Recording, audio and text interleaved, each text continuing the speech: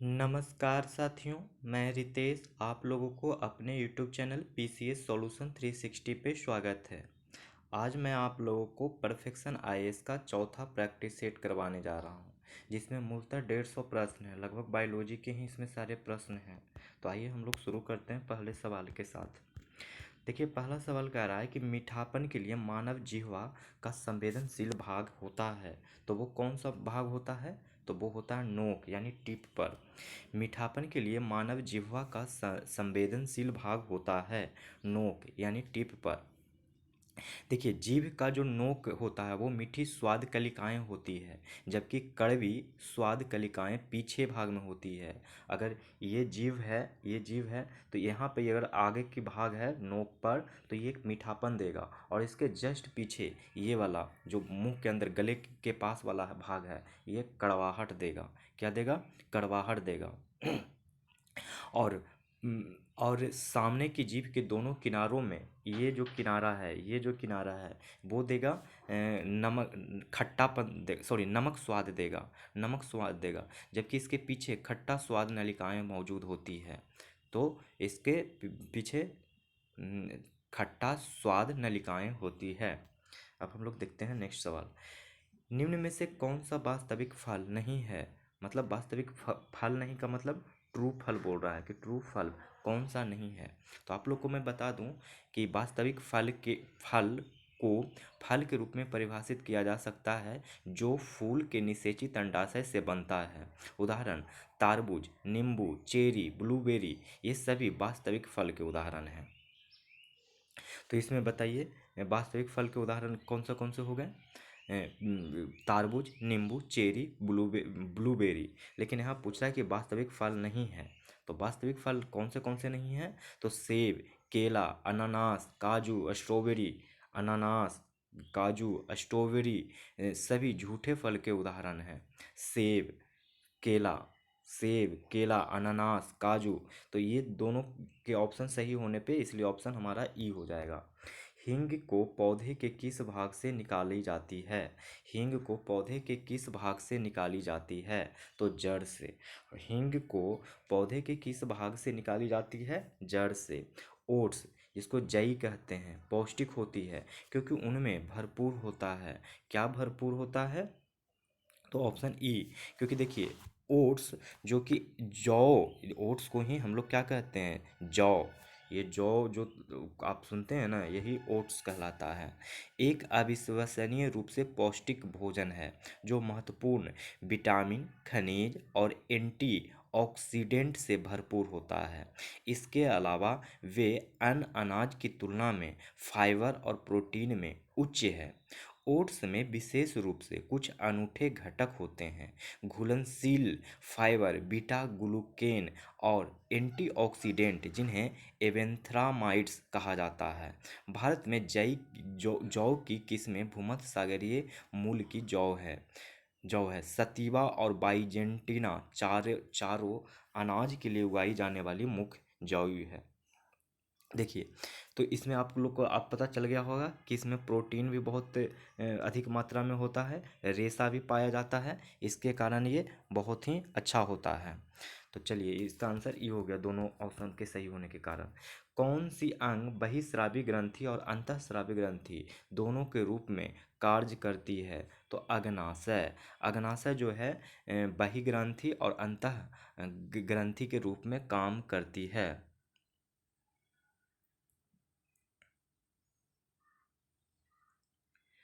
अब हम लोग देखते हैं आगे। अग्नाशय का इंग्लिश में बोला जाता है पैनक्रियाज। पैनक्रियाज। तो कौन सा अंग बहिःस्रावी ग्रंथि और अंतःस्रावी ग्रंथि दोनों के रूप में कार्य करता है? तो अग्नाशय यानी पैनक्रियाज। नर यौन हार्मोन है। नर यौन हार्मोन कौन है? तो वो है टेस्टो टेस्टोस्टेरोन। टेस्टोस्टेरोन नर यौन हार्मोन है, टेस्टोस्टेरोन। नेक्स्ट, पालक एक उत्कृष्ट स्रोत है। किसका पालक उत्कृष्ट स्रोत है? तो इसका आंसर हो जाएगा ई।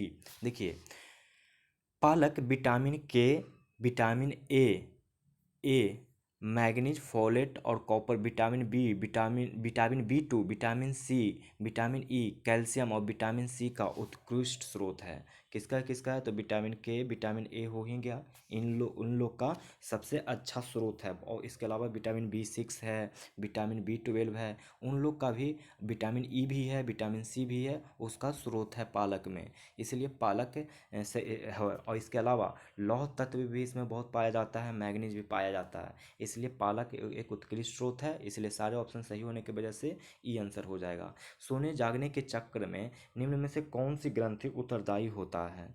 तो कौन सी ग्रंथि पूछ रहा है कि उत्तरदायी होता है? तो ये होता है पिनियल। पिनियल। सोने जागने के चक्र के लिए निम्न में से कौन सी ग्रंथि उत्तरदायी होता है? तो पिनियल। निम्न में से कौन सा वसा भंडारण हार्मोन है? कौन निम्नलिखित में से कौन सा वसा भंडारण हार्मोन है? तो वो है इंसुलिन। निम्न में से कौन वसा भंडारण हार्मोन है? तो इंसुलिन। कौन सा हार्मोन कौन सा हार्मोन इस हार्मोन तनाव की स्थिति में प्राकृतिक अलार्म सिस्टम के रूप में कार्य करता है? कौन सा हार्मोन तनाव की स्थिति में प्राकृतिक अलार्म सिस्टम के रूप में कार्य करता है? तो इसका ऑप्शन क्या हो जाएगा? इसका ऑप्शन हो जाएगा कोर्टिसोल। कोर्टिसोल। निम्न कौन सा हार्मोन तनाव की स्थिति में प्राकृतिक अलार्म सिस्टम के रूप में कार्य करता है? तो कोर्टिसोल। निम्नलिखित में से कौन वसा में घुलनशील विटामिन है? वसा में घुलनशील विटामिन, तो देखिए, अगर वसा में पूछा जाए तो बताइएगा, आप ऐसे याद रखिएगा, कीड़ा, और याद रखिएगा बीसी। देखिए, बीसी जो है पानी में घुलनशील होगा, और कीड़ा जो है, कीड़ा बताता हूँ क्या है, ये वसा में घुलनशील होगा। वसा में घुलनशील होगा। Vitamin K, vitamin E, vitamin D, vitamin A. तो क्वेश्चन पूछ रहा है कि वसा में घुलनशील कौन है? तो वसा में ए, विटामिन ए हो गया, विटामिन डी हो गया, ये दोनों ही विटामिन वसा में घुलनशील है। तो ये दोनों ही ऑप्शन सही होने की वजह से क्या आंसर हो जाएगा? ई। भारतीय आंवला किससे भरपूर होता स्रोत है? भारतीय आंवला किसका भरपूर स्रोत होता है? तो वो होता है विटामिन सी का। भारतीय आंवला किसका भरपूर स्रोत है? तो विटामिन सी का। ग्रेगोर मेंडल ने आनुवांशिकता के सिद्धांत की स्थापना की थी, तो मटर पर प्रयोग करके। मटर पर प्रयोग करके ग्रेगर मेंडल के आनुवांशिकता के सिद्धांत की स्थापना की, तो मटर पर प्रयोग करके। चिकित्सा विज्ञान की वह शाखा जो संक्रामक बीमारी एवं उसके कारणों का अध्ययन करती है, तो वो करती है महामारी विज्ञान। चिकित्सा विज्ञान की वह शाखा जो संक्रामक बीमारी एवं उसके कारणों का अध्ययन करती है, तो महामारी विज्ञान। निम्नलिखित में से किसे आत्मघाती थैली भी कहा जाता है? तब वो कहा जाता है लाइसोसोम को।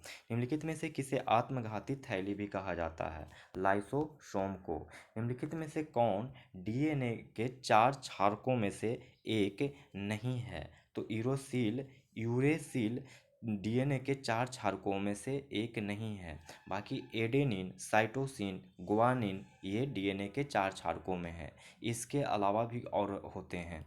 देखिए, आप लोग को याद रखना होगा कि एडेनिन, साइटोसिन, गुआनिन, गुआनिन और थाइमिन, थाइमिन, थाइमिन, थाइमिन, ये 4 डीएनए के 4 क्षारक हैं, यूरेसिल नहीं है। थाइमिन को हम लोग टी से डिनोट करेंगे, थाइमिन को हम लोग टी से, गुआनिन को हम लोग जी से डिनोट करेंगे, और एडिनिन को हम लोग ए से, और साइटोसिन को हम लोग बी से डिनोट करेंगे। साइटोसिन को हम लोग बी से डिनोट करेंगे। तो एडेनिन, साइटोसिन और गुआनिन और थाइमिन। ऑरिन्थोफिलिक ऑरिन्थोफिलिस फूलों में परागन का अभिकर्मक होता है, तो वो होता है पक्षियों में, पक्षियाँ। ऑरिन्थोफिलिस फूलों में परागन का अभिकर्मक होता है पक्षियाँ। निम्न में से कौन पौधों में अंकुरण में सहायक होता है? तो वो होता है जिबरेलिन। निम्न में से कौन पौधों में अंकुरण में सहायक होता है? जिबरेलिन।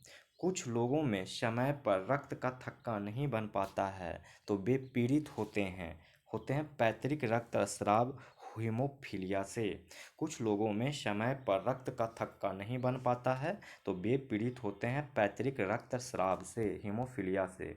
श्वेत रक्त कणिकाओं की डैश मी कहा जाता है। क्या कहा जाता है? श्वेत रक्त कणिकाओं को डैश भी कहा जाता है। तो क्या कहा जाता है? तो ल्यूकोसाइट कहा जाता है, ल्यूकोसाइट कहा जाता है। श्वेत रक्त कणिकाओं को ल्यूकोसाइट भी कहा जाता है। फेफड़ों की क्रियात्मक इकाई कहलाती है एल्बियोली, एल्बियोली, एल्बियोली। तो फेफड़ों की क्रियात्मक इकाई क्या कहलाती है? तो एल्वियोली। पीत रस निम्नलिखित में से किस अंग द्वारा स्रावित होता है? तो वो होता है यकृत। पीत रस निम्नलिखित में से किस अंग द्वारा स्रावित होता है? यकृत। अंधलान अंधनाल कै कैकुम निम्न में किसका भाग है? तो वो भाग है बड़ी आंत का। अंगनाल कैकुम निम्न में से किसका भाग है? तो बड़ी आंत का। विल्सन रोग किसकी अधिकता के कारण होता है? तो विल्सन रोग होता है तांबे के अधिकता के कारण।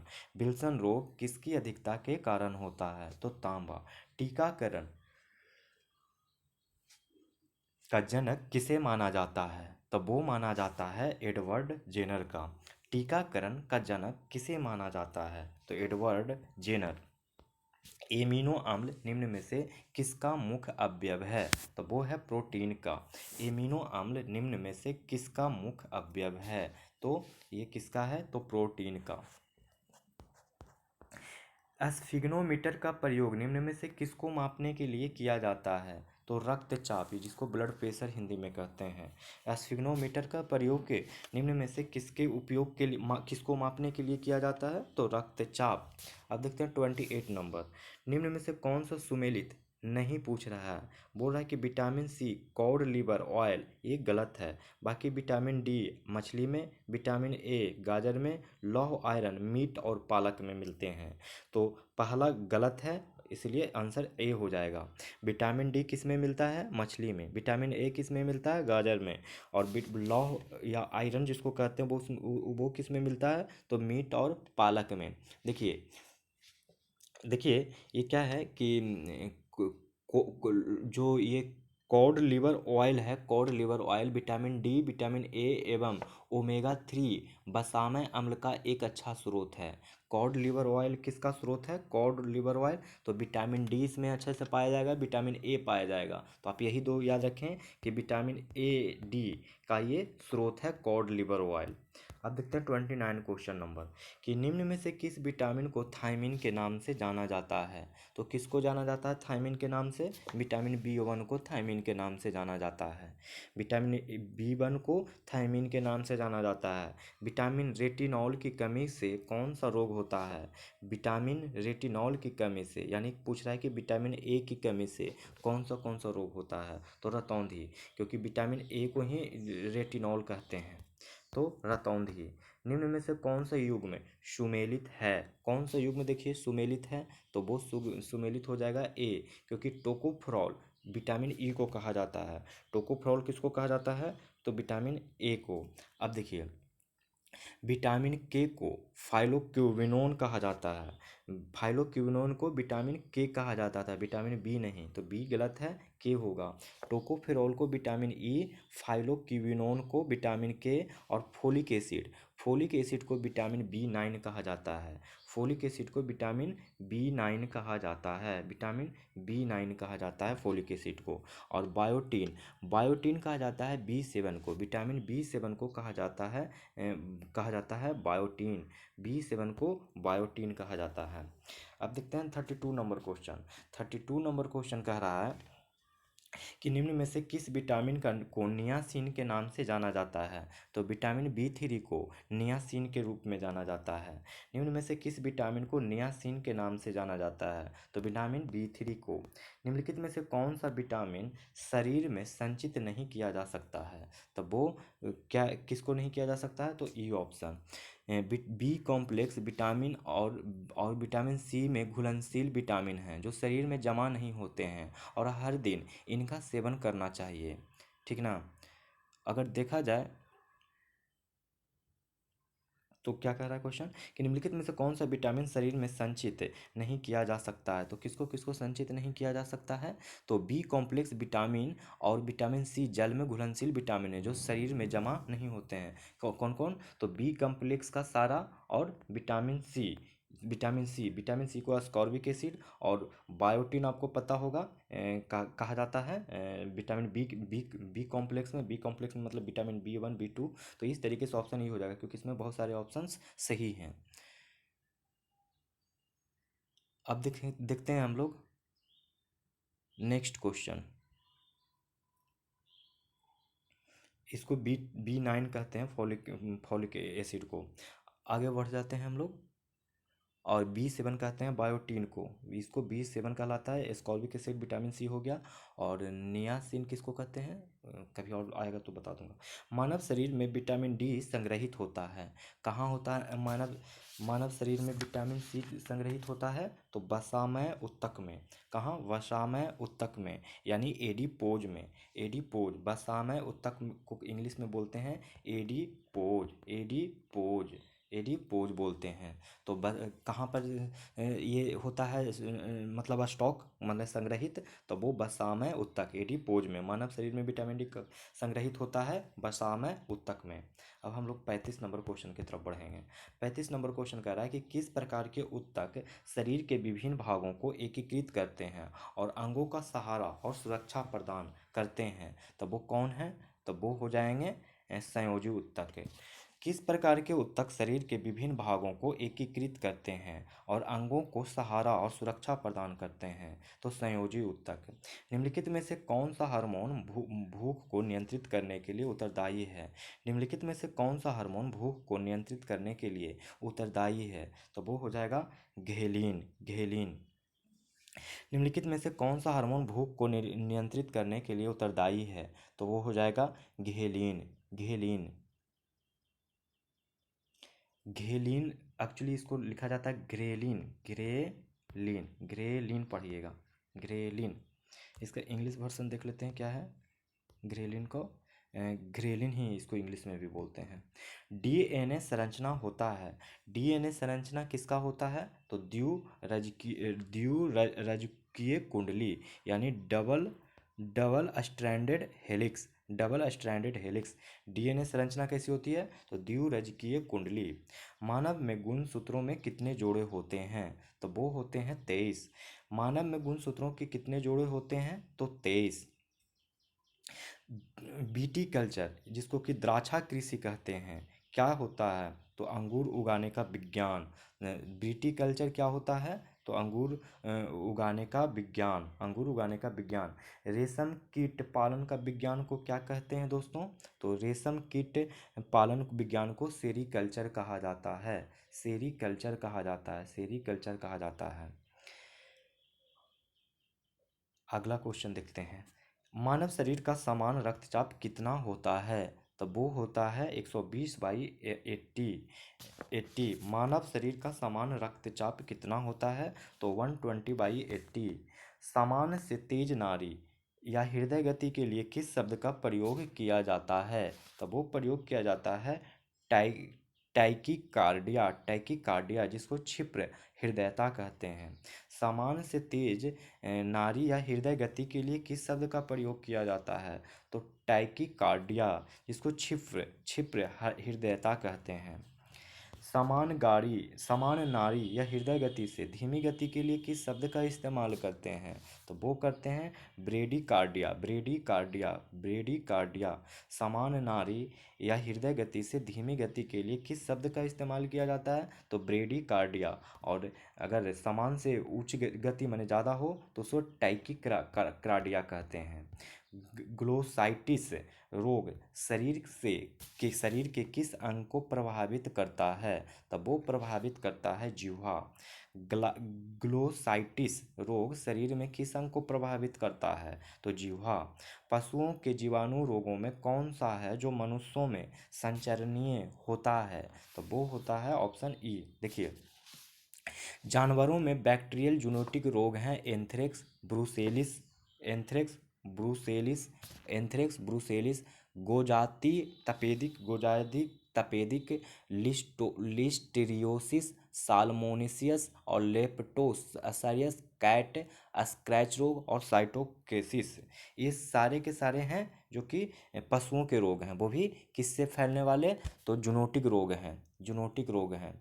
मनुष्यों में सबसे अधिक पीड़ित जूनोटिक संक्रमण जानवरों के काटने और खरोच के माध्यम से फैलता है। दाद या रिंगवर्म त्वचा और नाखून का एक सामान्य संक्रमण है जो कवक अथवा फंगस के कारण होता है। तो देखा जाए तो ऑप्शन ए, बी और सी, रेबीज के बारे में तो पता है कि कुत्ता के काट लेने से होता है। तो ये तीनों के तीनों ही ऑप्शन जो हैं ये पशुओं के जीवाणु रोगों में से हैं जो मनुष्य में संचरणीय होता है। तो ये तीनों ही रोग, इसलिए ऑप्शन क्या हो जाएगा, ई। लार में निम्नलिखित में से कौन सा एंजाइम मौजूद होता है, तब वो मौजूद होता है टाइलिन। लार में निम्नलिखित में से कौन सा एंजाइम मौजूद होता है, तो टाइलिन। भोजन का पाचन प्रारंभ होता है, वो कहाँ प्रारंभ होता है, तो मुख गुहा में। भोजन का पाचन प्रारंभ होता है मुख गुहा में। निम्न में से कौन पुष्प के नर प्रजनन का अंग होता है, निम्न में से कौन पुष्प के नर प्रजनन अंग होता है, तो पुंकेसर। निम्न में से कौन पुष्प के नर प्रजनन अंग होता है, पुंकेसर। मस्तिष्क का दूसरा बड़ा भाग कौन सा है, तो वो है अनुमस्तिष्क, सेरिबेलम। मस्तिष्क का दूसरा सबसे बड़ा भाग कौन सा है, अनुमस्तिष्क, सेरिबेलम। निम्न में से कौन मानव में स्वेद या पसीना का घटक है, तो वो है ऑप्शन ई। देखिए स्वेद या पसीना का घटक क्या है मानव में, तो स्वेद स्पष्ट गंधहीन और इसमें 98 से 99% जल होता है। इसमें NaCl बसाय अम्ल, NaCl बसाय अम्ल और लैक्टिक एसिड और कौन सा, लैक्टिक एसिड, साइट्रिक अम्ल, एस्कर्बिक एसिड, एमिनो अम्ल, यूरिया व यूरिक एसिड होता है, यूरिया व यूरिक एसिड होता है और एमिनो अम्ल भी होता है। तो इस तरीके से देखा जाए तो पसीना में सोडियम क्लोराइड, लैक्टिक अम्ल, यूरिया, अमोनिया अम्ल, अमीनो अम्ल, ये सारे के सारे मौजूद होते हैं हमारे पसीना में। इसलिए ऑप्शन ई, लाल रक्त कोशिकाओं का औसत जीवन होता है 120 दिनों का। लाल रक्त कोशिकाएं जिसको आप आरबीसी बोलते हैं, रेड ब्लड कॉर्पुलस, तो 120 दिन उसका जीवन काल होता है। मानव रक्त में आरबीसी और डब्ल्यूसी का अनुपात कितना होता है, तो वो होता है 600। आरबीसी 600 में होता है और उसके बराबर एक डब्ल्यूबीसी बनता है, एक डब्ल्यूबीसी बनता है। मतलब अगर कहें कि आरबीसी और डब्ल्यूबीसी का कितना रेशियो हो जाएगा, तो एक डब्ल्यूबीसी पर 100 आरबीसी। रक्त का जमाव एक एंजाइम द्वारा उत्प्रेरित होता है जिसे कहा जाता है, क्या कहा जाता है, थ्रोम्बिन। रक्त का जमाव एक एंजाइम द्वारा उत्प्रेरित होता है जिसे कहा जाता है थ्रोम्बिन। 53 नंबर, जन्म के बाद माँ द्वारा उत्पादित और स्रावित पहला दूध कहलाता है कोलेस्ट्रम। जन्म के बाद माँ द्वारा उत्पादित और स्रावित पहला दूध कहलाता है कोलोस्ट्रम। कार्बोहाइड्रेट ऊतकों में जमा होता है, क्या जमा होता है, तो वो जमा होता है ग्लाइकोजन के रूप में, ग्लाइकोजन के रूप में। कार्बोहाइड्रेट ऊतकों में जमा होता है ग्लाइकोजन के रूप में। निम्न में से किस तेल में लिनोलेइक अम्ल नहीं होता है, तो वो किस में होता है, नारियल तेल में। निम्न में से किस तेल में लिनोलेइक अम्ल नहीं होता है, तो नारियल तेल में।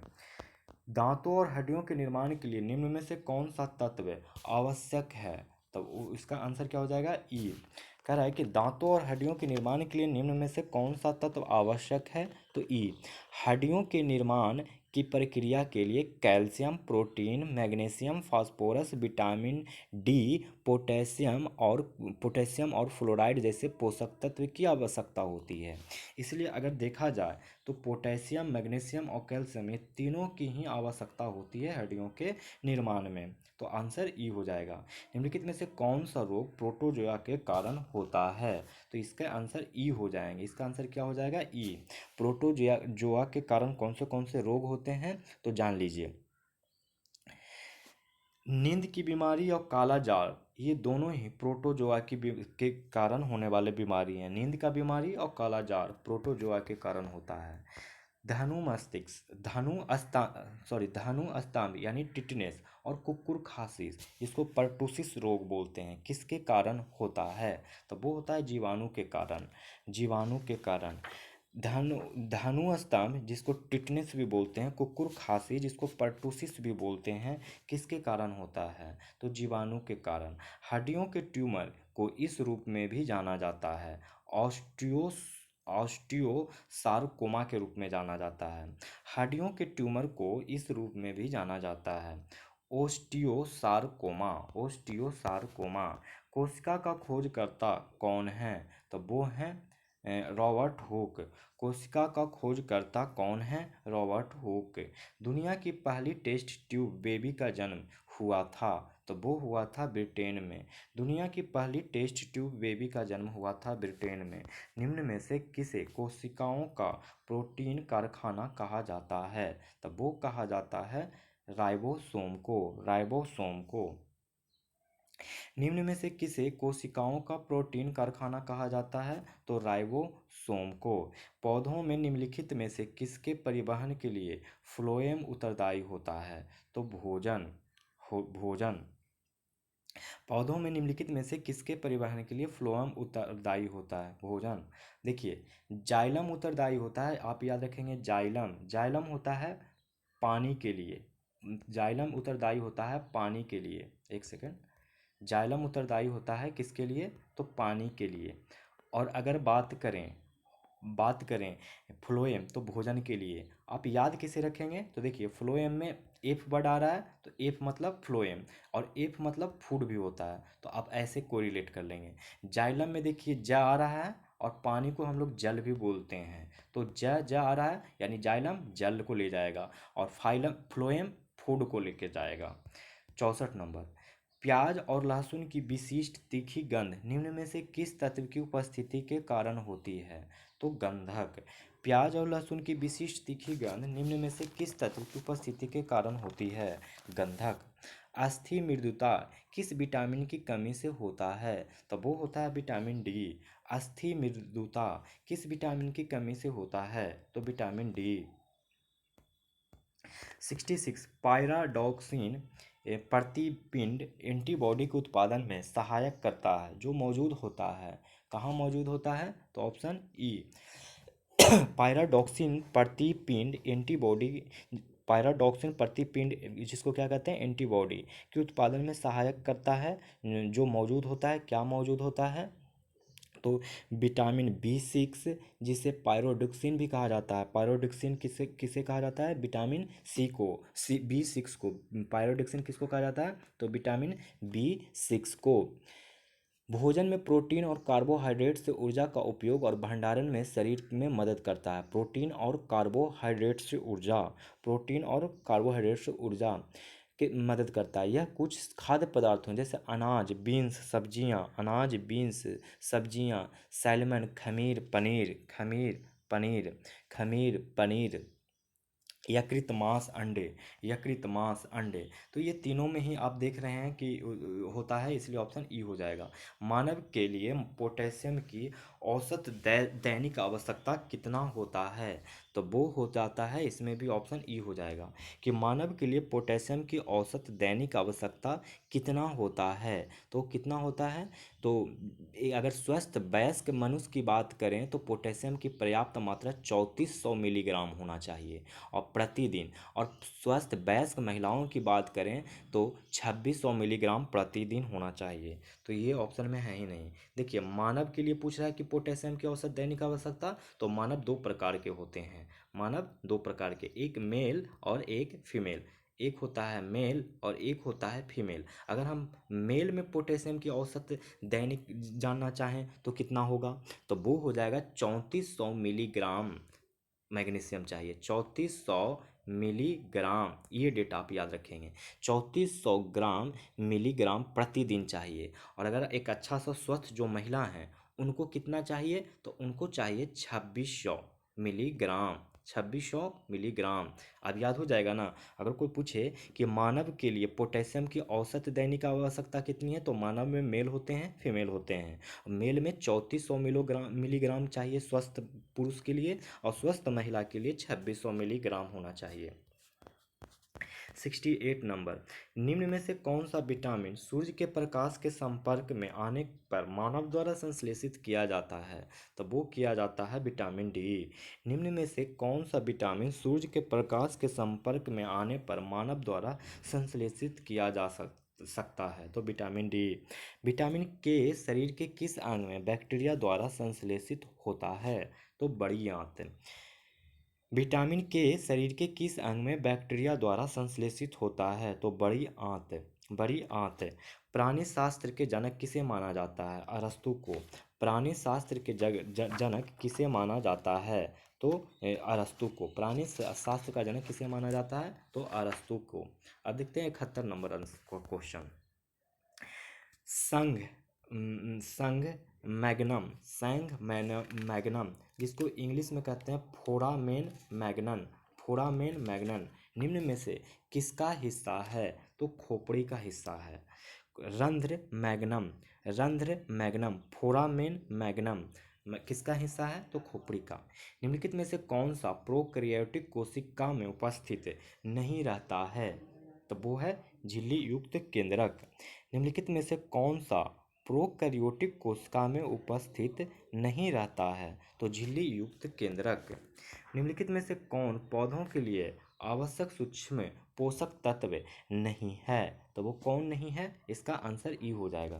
देखिए निम्नलिखित क्वेश्चन कर रहा है कि निम्नलिखित में से कौन पौधों के लिए आवश्यक सूक्ष्म पोषक तत्व नहीं है, तो सूक्ष्म पोषक तत्व कौन से होते हैं, तो बोरॉन, जिंक, मैग्नीज, लोहा, कॉपर, मॉलिब्डेनम, क्लोरीन, ये सारे के सारे 7 आवश्यक पादप पोषक तत्व हैं। वे अधिकांश पौधों के सूखे वजन के कुल 1% भाग से भी कम का गठन करते हैं, ठीक ना।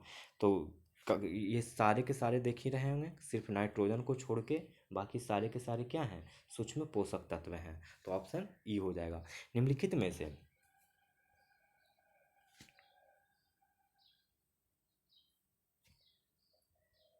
तत्व नहीं पूछ रहा है, कौन सा तत्व नहीं है, तो पोटेशियम और नाइट्रोजन नहीं है, बाकी तांबा और मोलिब्डेनम तो है ही पोषक तत्व। बाकी अभी मैंने क्या 7 याद करवाया ना, कौन कौन याद करवाया देख लीजिए। Boron, zinc, manganese, boron, zinc, manganese, iron माने लोहा, कॉपर, कॉपर कॉपर फिर मोलिब्डेनम, क्लोरीन, मोलिब्डेनम और क्लोरीन। 1 2 3 4 5 6 7 याद करवाया। तो देखिए तांबा तो प्रेजेंट है, कॉपर, मोलिब्डेनम भी प्रेजेंट है। क्या पोटेशियम प्रेजेंट दिख रहा है कहीं भी के लिखा हुआ, नहीं। नाइट्रोजन कहीं एन लिखा हुआ दिख रहा है, नहीं। यानी कि पोटेशियम नाइट्रोजन पोषक तत्व नहीं है। बाकी boron, zinc, manganese, iron, copper, molybdenum, chlorine ये सारे पोषक तत्व हैं, सूक्ष्म पोषक तत्व हैं। निम्नलिखित में से कौन सी रक्त कोशिका प्रतिरक्षी उत्पादन में शामिल है, तो वो कौन शामिल है, तो बी लिम्फोसाइट्स। निम्नलिखित में से कौन सी रक्त कोशिका प्रतिरक्षी उत्पादन में शामिल है, बी लिम्फोसाइट्स। निम्न में से कौन विभिन्न पर्यावरण वर्णीय समस्याओं के कारण उद्योगों के स्थान को निषेध प्रतिबंधित करता है, तो वो कौन करता है, केंद्र सरकार।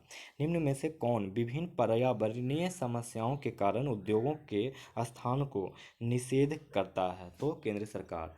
निम्नलिखित टाइगर रिजर्वों में से क्रिटिकल टाइगर हैबिटेट के अंतर्गत सबसे बड़ा क्षेत्र कौन सा है, तो वो है नागार्जुना सागर श्रीशैलम, श्रीशैलम।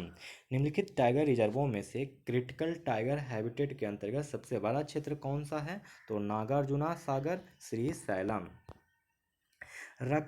स्वस्थानीय संरक्षण जिसको इन सीटू बोलते हैं, संरक्षण के लाभ हैं, क्या लाभ हैं, तो ऑप्शन ई, क्योंकि सारे के सारे कथन सत्य हैं।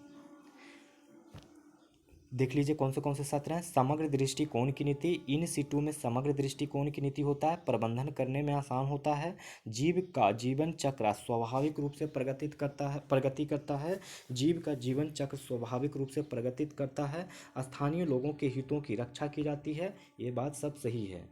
तो अगर एक चीज़ इसमें याद रखिएगा कि वनस्पति और जीव थोड़ा हस्तक्षेप के साथ प्राकृतिक आवास में रहते हैं, थोड़ा सा याद रख लीजिएगा इसको। बाकी ये सारे के सारे सही हैं।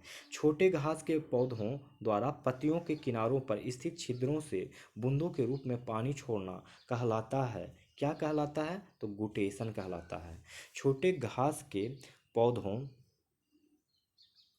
छोटे घास के पौधों पौधों द्वारा पत्तियों के किनारे पर स्थित छिद्रों से बूंदों के रूप में पानी छोड़ना कहलाता है गुटेशन। 79 नंबर, कौन सा राष्ट्रीय उद्यान जो कि नेशनल पार्क कहलाएगा पश्चिम बंगाल में स्थित नहीं है? तो ई ऑप्शन हो जाएगा, क्योंकि सारे के सारे जितना भी आप देख रहे हैं नेशनल पार्क, ये सारे के सारे पश्चिम बंगाल में ही हैं। तो बक्सा राष्ट्रीय उद्यान, न्योरा घाटी राष्ट्रीय उद्यान, जल्दापाड़ा राष्ट्रीय उद्यान, सुंदरबन राष्ट्रीय उद्यान, ये सारे के सारे राष्ट्रीय उद्यान वेस्ट बंगाल में ही हैं, वेस्ट बंगाल में ही हैं, वेस्ट बंगाल में ही हैं।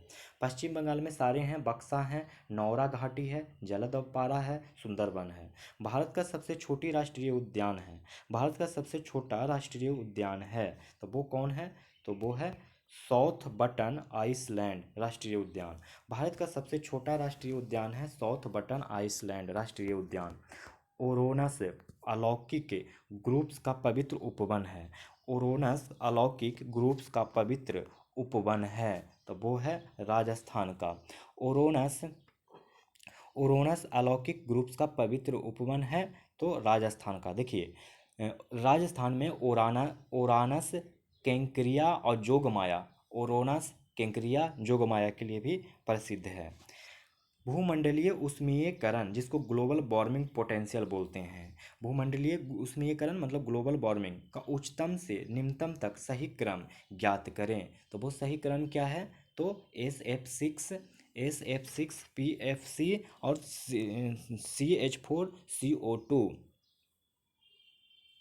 PFC CH4CO2, और लास्ट में एक और याद ही रख लीजिए N2O। देखिए SF6 से 23,900 भूमंडलीय उष्मीकरण की क्षमता है, PFC से 6500 से 9200 भूमंडलीय उष्मीकरण की क्षमता है। इसी प्रकार CH4 से 21 भूमंडलीय उष्मीकरण क्षमता है, CO2 से 1 और 310 भूमंडलीय उष्मीकरण की क्षमता N2O में है। तो आप याद रखेंगे कि सबसे ज़्यादा SF6 से, फिर PFC से, फिर CH4 से। और एक बात और याद कर दूं, अगर N2O तो मैंने अलग से याद करवाया है, अगर N2O का मैंने क्रम दिखाना है तो मुझे PFC के बाद ही पुट अप करना होगा, ऐसे कुछ बताता हूँ।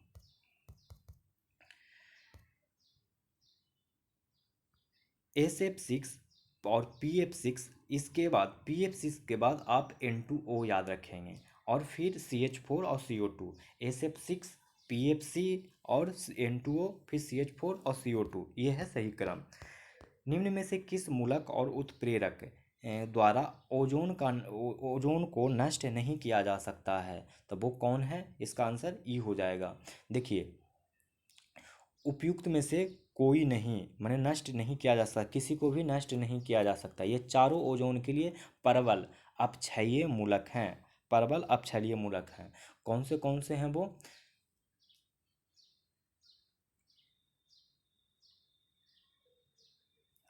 तो हाइड्रोक्सिलिक मूलक, क्लोरीन मूलक, नाइट्रिक ऑक्साइड मूलक और ब्रोमीन मूलक। हाइड्रोक्सिलिक मूलक, हाइड्रोक्सिल मूलक, क्लोरीन मूलक, नाइट्रिक ऑक्साइड मूलक, ब्रोमीन मूलक, ये चारों ही मूलक और उत्प्रेरक रेडिकल्स और कैटलिस्ट जो कि ओजोन को नष्ट नहीं कर सकते हैं। ये नहीं किया जा सकता, ये नहीं मतलब गलत है, इस सब को किया जा सकता है, नहीं होगा। 83 का आंसर देख लीजिए क्या कह रहा है कि उपयुक्त में से कोई नहीं, माने कोई भी सही नहीं है ऊपर में से। ये चारों ओजोन के प्रबल अपक्षयी मूलक हैं। ये चारों क्या हैं? प्रबल अपक्षयी मूलक हैं, जिसमें से आप लोग को याद रखना होगा कि हाइड्रोक्सिल और नाइट्रिक ऑक्साइड, हाइड्रोक्सी और नाइट्रिक ऑक्साइड ये सारे नेचुरली में पाए जाते हैं, और क्लोरीन मूलक और ब्रोमीन मूलक मैन मेडेड हैं। हाइड्रोक्सिल मूलक, नाइट्रिक ऑक्साइड मूलक माने रेडिकल्स, इसको रेडिकल्स या कैटलिस्ट कहते हैं। तो ये सारे जो ओजोन को नष्ट करने में यूज किया जाता है वो है प्राकृतिक, और ये है मतलब आर्टिफिशियल मैन मेडेड। 84 नंबर क्वेश्चन, ये बैठकें हैं, यह इधर आयोजन स्थल है, पूछ रहा है कि कौन से युग में सही है। तो COP24 फिजी में ये सही है, COP24 फिजी में सही है, बाकी सब सॉरी सॉरी युग में गलत पूछ रहा है ना। तो ये CO COP24 फिजी में नहीं बल्कि कटोबीस में, फिजी में नहीं होके कहाँ? कटोबीस में, कटोबीस में हुआ था।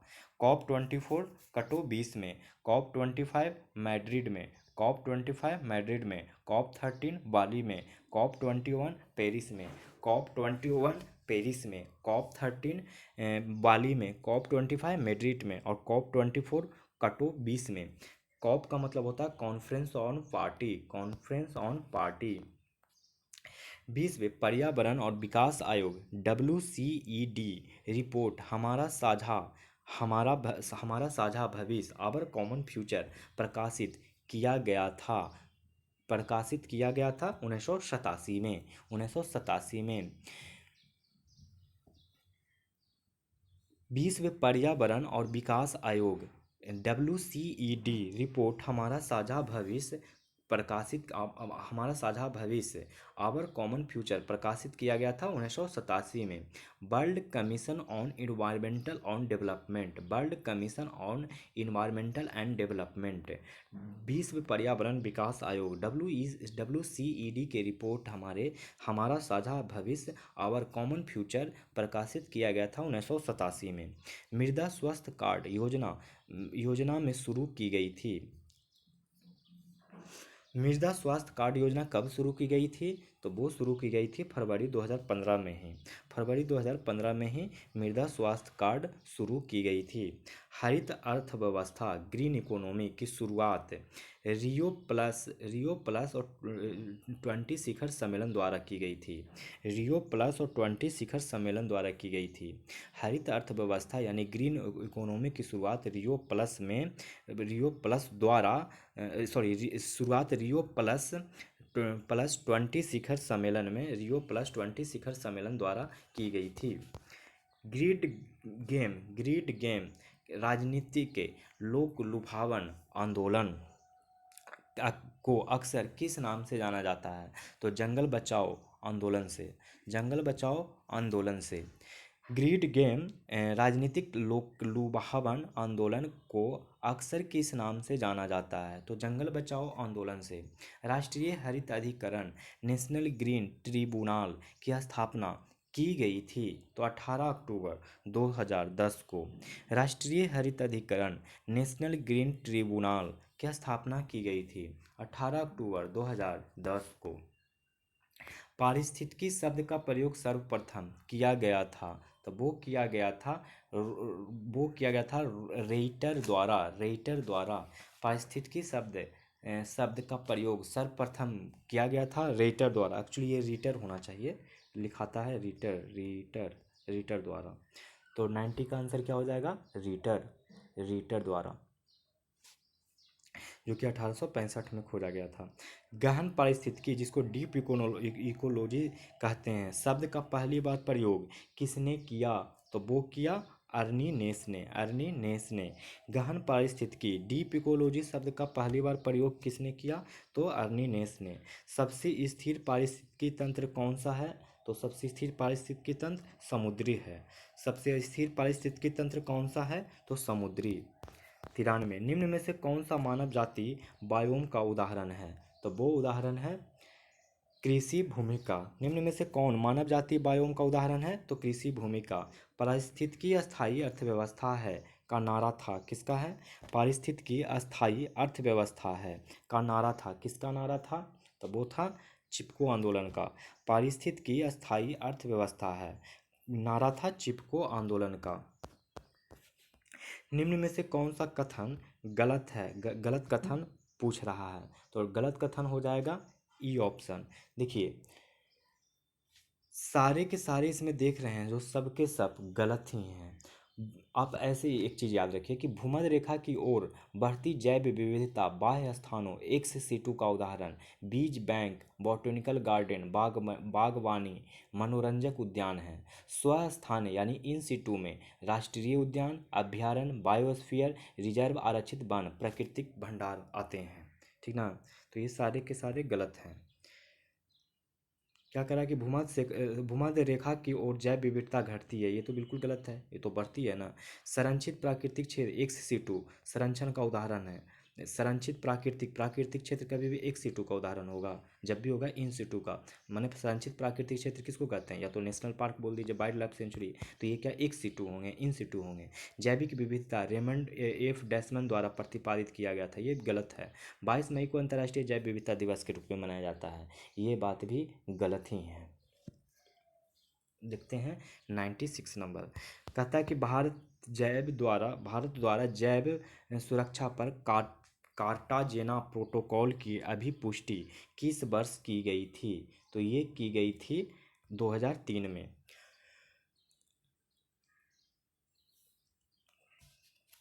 भारत द्वारा जैव सुरक्षा पर कार्टेजाना प्रोटोकॉल की अभिपुष्टि की गई किस वर्ष की गई थी? तो 2003 में। निम्नलिखित में से कौन हरित गृह ग्रीन हाउस गैस नहीं है? तो वो कौन नहीं है? तो प्रोपेन नहीं है। बाकी कार्बन डाइऑक्साइड, मीथेन, ओजोन, ये सारा ग्रीन हाउस गैस हैं। तो कौन नहीं है? तो propane. Green house gas propane नहीं है। भारत वन स्थिति रिपोर्ट के अनुसार प्रतिशतता की दृष्टि में से सर्वाधिक वनावरण है, तो वो कौन है? तो वो है मिजोरम। भारत वन स्थिति रिपोर्ट के अनुसार प्रतिशतता की दृष्टि से सर्वाधिक वनावरण है मिजोरम। भौगोलिक क्षेत्र के संदर्भ में सबसे बड़ा वन प्रतिशत वाला देश है, तो वो है गुयाना। भौगोलिक क्षेत्र के संदर्भ में सबसे बड़ा वन प्रतिशत वाला देश है गुयाना। पृथ्वी ग्रह का फेफड़ा लंग्स कहा जाता है। पृथ्वी ग्रह का फेफड़ा लंग्स कहा जाता है, तो वो कहा जाता था है अमेजन वर्षा वन को।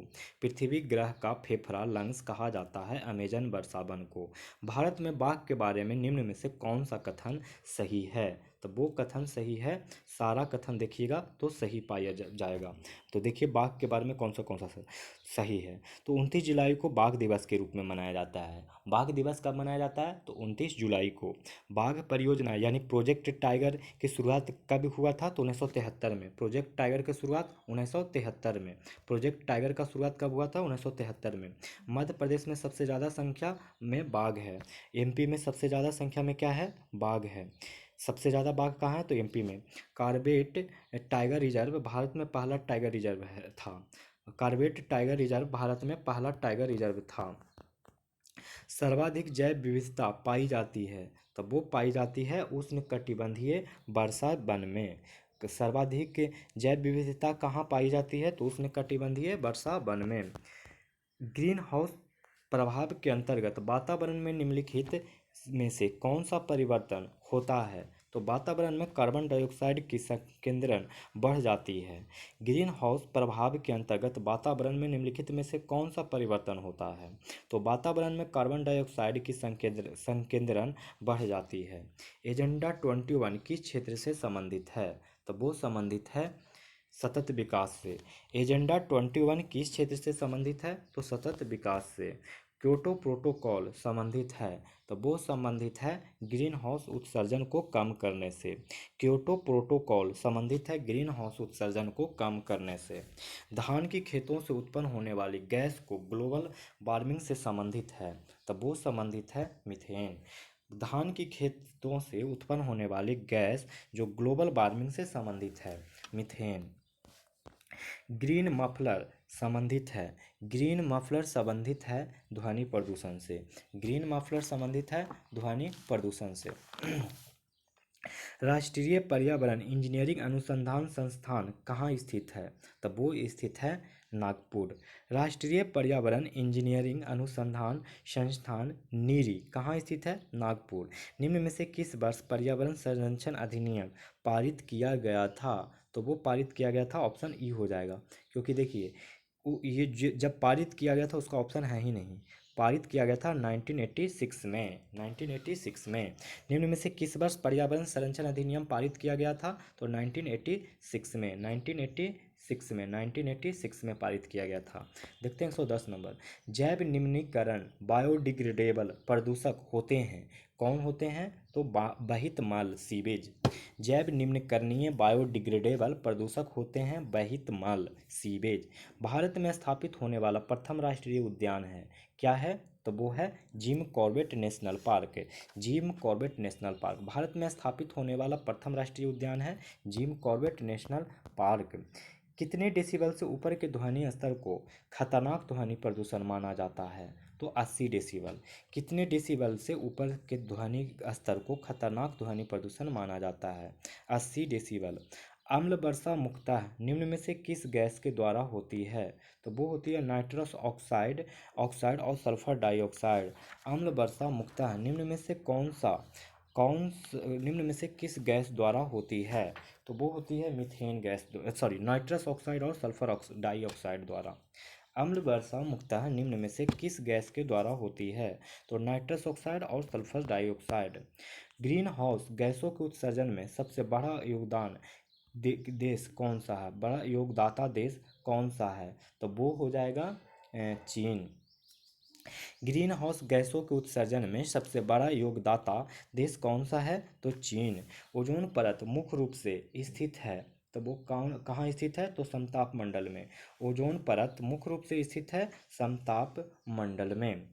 यूरो मानक किसके लिए डिजाइन किए गए हैं? तो वाहनों से निकलने वाले हानिकारक गैसों को नियंत्रित करने के लिए। यूरो मानक किसके लिए डिजाइन किए गए हैं? तो वाहनों से निकलने वाली हानिकारक गैसों को नियंत्रित करने के लिए। किसी जल में बीओडी की अधिक इंगित करती है सीवेज द्वारा प्रदूषित होना। किसी जल में बीओडी की अधिकता इंगित करती है तो सीवेज द्वारा प्रदूषित होना। अब देखिए 118 नंबर। पर्यावरण का अर्थ होता है, तो पर्यावरण का अर्थ क्या होता है? तो इसका आंसर ई हो जाएगा। देखिए पर्यावरण उन सभी स्थितियों और प्रभावों का योग होता है जो जीवों के समूह समूह के विकास और जीवन को प्रभावित करते हैं। पर्यावरण में वायु, जल और भूमि शामिल हैं।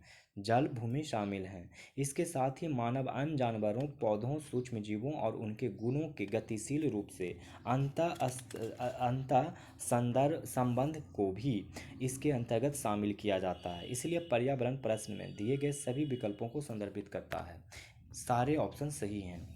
देख लीजिए इस ऑप्शंस में भूमि, जल, वायु, पादप और जीव की प्राकृतिक दुनिया जो उसके आसपास मौजूद होते हैं, ये सही है। संपूर्ण दशाओं का योग जो व्यक्ति को एक समय बिंदु पर घेरे हुए होती है, सही है। भौतिक, जैविक और सांस्कृतिक तत्वों की अंतःक्रियात्मक प्रणाली जो परस्पर संबंधित होती है। कुछ जिसमें सजीव और निर्जीव दोनों घटक शामिल हैं, ये भी सब सही है। निम्न में से कौन जैव मंडल यानी बायोस्फीयर रिजर्व नहीं है? तो वो कौन नहीं है? तो पेरियार में। पेरियार सभी पेरियार को छोड़कर सभी जितने भी देख रहे हैं सब बायोस्फीयर रिजर्व हैं। पंचमढ़ी, नीलगिरी और नोकरेक ये सारे के सारे बायोस्फीयर रिजर्व हैं, बाकी पेरियार नहीं है। निम्न में से कौन वैकल्पिक ऊर्जा का सबसे सबसे बड़ा भंडार है? तो वो भंडार हो जाएगा सौर ऊर्जा। निम्न में से कौन वैकल्पिक ऊर्जा का सबसे बड़ा भंडार है? तो सौर ऊर्जा। निम्नलिखित में से कौन सतत विकास यानी एसडीजी भारत में सस्टेनेबल डेवलपमेंट गोल भारत में 2030 तक सभी के लिए पानी की उपलब्धता और इसके स्थायी प्रबंधन को सुनिश्चित करेगा? तो वो है एसडीजी 6। निम्नलिखित में से कौन सा सतत विकास लक्ष्य एसडीजी भारत में 2030 तक सभी के लिए पानी की उपलब्धता और इसके स्थायी प्रबंधन को सुनिश्चित करेगा? तो एसडीजी 6। 122 नंबर देखिए। सतत कृषि का अर्थ है सतत कृषि का अर्थ है भूमि का उपयोग करने के लिए ताकि इसकी गुणवत्ता को बरकरार रहे। सतत कृषि का अर्थ है भूमि का उपयोग करने के लिए ताकि इसकी गुणवत्ता बरकरार रहे। जेनेटिक इंजीनियरिंग मूल्यांकन समिति का गठन किया गया है? तो वो किया गया है पर्यावरण संरक्षण अधिनियम 1986। आनुवांशिक यांत्रिक अभियांत्रिक यानी जेनेटिक इंजीनियरिंग मूल्यांकन समिति का गठन किया गया है पर्यावरण संरक्षण अधिनियम 1986। भारत ने भूमि क्षरण तटस्थता लैंड डिग्रेडेशन न्यूट्रलिटी हासिल करने का लक्ष्य रखा है। कब तक रखा है? तो 2030 तक। भारत ने भूमि क्षरण तटस्थता लैंड डिग्रेडेशन न्यूट्रलिटी हासिल करने का लक्ष्य रखा है 2030 तक। निम्न में से कौन सा युग में सुमेलित नहीं है? इसमें सम्मिलित नहीं पूछ रहा है, तो वो है क्योटो प्रोटोकॉल पानी बचाओ, ये सुमेलित नहीं है। बाकी कार्टेजेना प्रोटोकॉल जैव सुरक्षा से सुमेलित है। कार्टेजेना प्रोटोकॉल जैव सुरक्षा से, स्टॉकहोम सम्मेलन कन्वेंशन अस्थायी कार्बनिक प्रदूषक से, स्टॉकहोम सम्मेलन अस्थायी कार्बनिक प्रदूषक से, और मॉन्ट्रियल प्रोटोकॉल ओजोन परत से। मॉन्ट्रियल प्रोटोकॉल ओजोन परत से। क्योटो प्रोटोकॉल है जलवायु प्रदूषण से। पानी बचाव से नहीं होके जलवायु परिवर्तन से हो जाएगा। 126 फसल बायोमास अवशेषों को जलाने से वातावरण में निम्न में से क्या मुक्त होता है? तो वो मुक्त होता है ई। क्या क्या मुक्त होता है फिर? देखिए, कार्बन मोनोऑक्साइड मुक्त होगा, मीथेन मुक्त होगा, ओजोन और सल्फर डाइऑक्साइड। फसल बायोमास अवशेषों को जलाने से वातावरण में निम्न में से क्या मुक्त होगा? तो methane, carbon monoxide, ozone, sulphur dioxide. निम्न में से किस वैज्ञानिक दल ने अंटार्कटिका के ऊपर सबसे पहले ओजोन छिद्र की खोज किया? तो वो कौन थे? तो वो थे ब्रिटिश के टीम थे। निम्न में से किस वैज्ञानिक दल ने अंटार्कटिका के ऊपर सबसे पहले ओजोन छिद्र की खोज की? तो ब्रिटिश टीम ने। मानव शरीर के में औसतन कितने प्रतिशत ऑक्सीजन पाए जाते हैं? तो वो पाए जाते हैं 65%। मानव शरीर में औसतन कितने प्रतिशत ऑक्सीजन तत्व पाए जाते हैं? 65। निम्न में से कौन सा एक वृक्क का कार्य नहीं है? तो एंटीबॉडी का उत्पादन करना वृक्क यानी किडनी का कार्य नहीं होता। बाकी रक्त पीएच का विनियमन करना, रक्त पीएच का विनियमन, शरीर में चयापचय अपशिष्ट को हटाना, शरीर में चयापचय अपशिष्ट को हटाना, रक्त के प्रसारण दाब को विनियमन करना, रक्त के प्रसारण दाब को विनिमय करना। ब्राइट रोग मानव शरीर के किस अंग को प्रभावित करता है? ब्राइट रोग मानव शरीर के किस अंग को प्रभावित करता है? तो किडनी। ब्राइट रोग मानव शरीर के किस अंग को प्रभावित करता है? किडनी। निम्न में से कौन मानव शरीर की सबसे छोटी हड्डी होती है? तो स्टेप्स। निम्न में से कौन मानव शरीर की सबसे छोटी हड्डी होती है? स्टेप्स। नोस्कापिन प्राप्त होता है पोस्ता से। नोस्कापिन प्राप्त होता है पोस्ता से। उत्क्रांति और उत्परिवर्तन सिद्धांत यानी कि म्यूटेशन थ्योरी ऑफ इवोल्यूशन प्रतिपादन किया था तो ह्यूगो डी ब्रीज ने। उत्क्रांति का उत्परिवर्तन सिद्धांत mutation theory of evolution Hugo de Vries द्वारा प्रतिपादित किया गया था। स्तनधारी श्वसन करते हैं फेफड़ा से। स्तनधारी श्वसन करते हैं फेफड़ा से। वायु में निम्न में से किस घटक की मात्रा श्वसन की प्रक्रिया में परिवर्तित नहीं होती है? तो वो नाइट्रोजन। वायु में निम्न में से किस घटक की मात्रा श्वसन की प्रक्रिया में परिवर्तित नहीं होती है? नाइट्रोजन। निम्न में से कौन मलेरिया रोधी दवा है? तो वो है आर्टेमिसिनिन, क्विनिडीन, पायरीमेथानिन और एटोबाइकोन यानी ऑप्शन ई। निम्न में से कौन मलेरिया रोधी दवा है? तो आर्टेमिसिनिन, क्विनिडीन, पायरीमेथानिन और एटोबाइकोन। दिए गए विकल्प में से कपास का सबसे छोटा घटक बताएं। कपास का जो सबसे छोटा घटक है वो है खनिज लवण। कपास का सबसे छोटा घटक क्या है? खनिज लवण। और सबसे बड़ा घटक पूछे तो सेलुलोज। सबसे बड़ा घटक सेलुलोज और सबसे छोटा घटक खनिज लवण। निम्नलिखित में से कौन अंतःक्षेपण का उदाहरण है? तो वो कौन है? आंसर हो जाएगा ई। अंतःक्षेपण का उदाहरण। अंतःक्षेपण एक विशेष प्रकार का विसरण है जो तब होता है जब ठोस कोलाइड द्वारा जल का अवशोषण किया जाता है। अंतःक्षेपण एक विशेष प्रकार का विसरण है जो तब होता है जब ठोस कोलाइड द्वारा जल का अवशोषण किया जाता है जिससे आयतन में वृद्धि होती है, जो कि ऑप्शंस में है ही नहीं, तो ऑप्शन गलत हो जाएगा।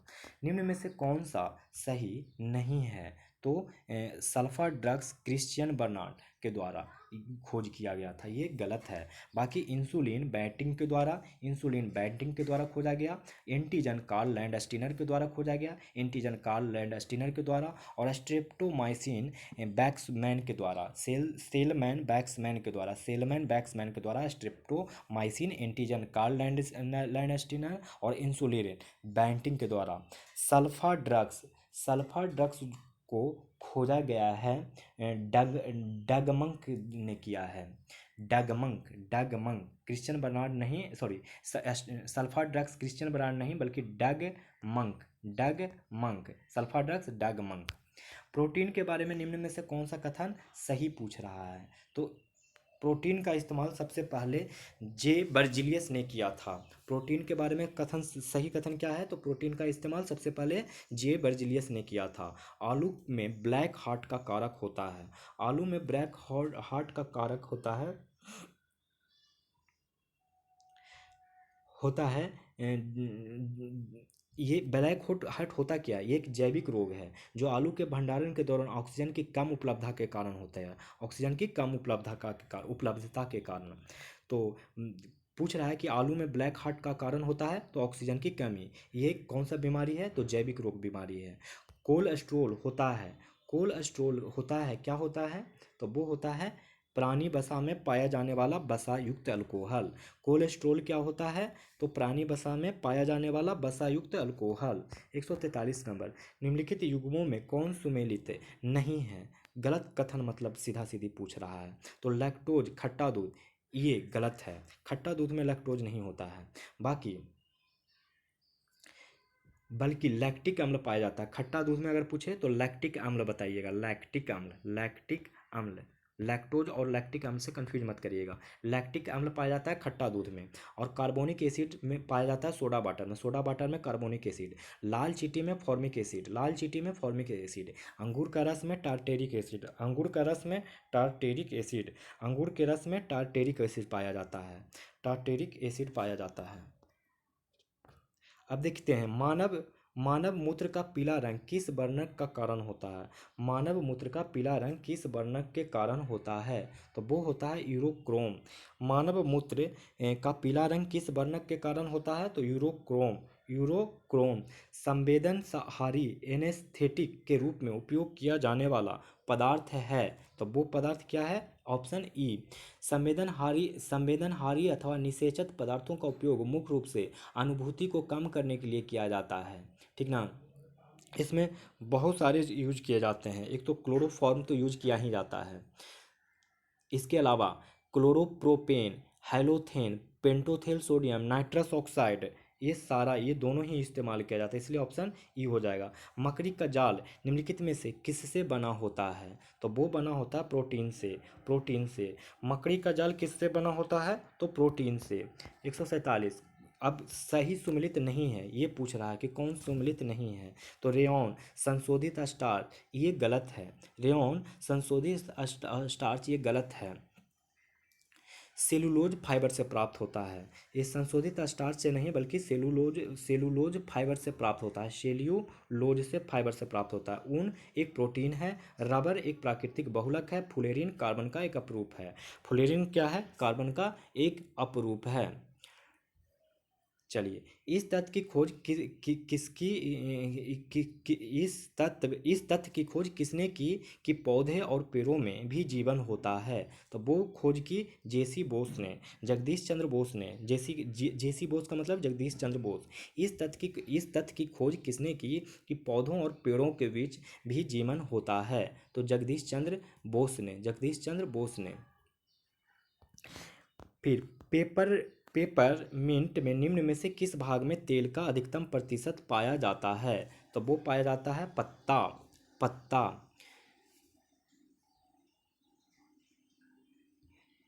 पेपरमिंट में निम्न में से किस भाग में तेल का अधिकतम प्रतिशत पाया जाता है? पत्ता। निम्न में से कौन सा हार्मोन पाचक रस के उत्पादन के लिए अग्नाशय को सक्रिय करता है? तो वो करता है सेक्रेटिन। निम्न में से कौन सा हार्मोन पाचक रस के उत्पादन के लिए अग्नाशय को सक्रिय करता है? तो सेक्रेटिन। तो इस तरीके से दोस्तों प्रैक्टिस सेट संख्या 4 भी खत्म हो गया। परफेक्शन आईएएस का, जिसमें बायोलॉजी और इन्वायरमेंट के क्वेश्चंस थे। तो आपको बहुत ही जल्द आपको प्रैक्टिस सेट संख्या 5 भी मिल जाएगा।